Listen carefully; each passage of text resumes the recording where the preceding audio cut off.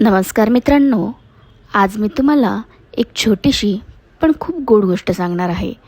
खूप वर्षापूर्वी एका जंगलात एक लहानसा उंदीर राहत होता. तो खूप हुशार होता, पण खूप घाबरटसुद्धा होता. थोडा आवाज झाला की तो लगेच लपून बसायचा. एक दिवस जंगलात अचानक मोठा गोंधळ झाला. सगळे प्राणी इकडे तिकडे पळू लागले. उंदराने पाहिलं, एक छोटं पिल्लू काटेरी जाळ्यात अडकलं होतं. ते खूप घाबरलेलं होतं आणि जोरजोरात रडत होतं. उंदराचं मन खूप घाबरलं. तो स्वतःशीच म्हणाला, मी इतका छोटा आहे, मी काय मदत करू शकतो.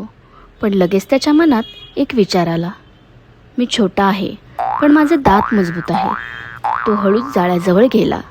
आजूबाजूला पाहिलं, कोणी दिसत नव्हतं. थोडी भीती असूनसुद्धा तो जाळं कुरतडायला लागला. एकदा दोनदा हळूहळू जाळं तुटू लागलं आणि थोड्याच वेळात ते पिल्लू मोकळं झालं. पिल्लू खूप आनंदी झालं. ते उंदराला म्हणालं, तू इतका छोटा असूनसुद्धा तू माझा मोठा मित्र आहेस. उंदीर हसला. त्या दिवशी त्याला एक गोष्ट समजली, आपण किती मोठे आहोत हे महत्त्वाचं नसतं, आपण किती धैर्य दाखवतो हे महत्त्वाचं असतं. मित्रांनो, या गोष्टीतून आपल्याला काय शिकायला मिळतं? स्वतःला कधीही कमी समजू नका.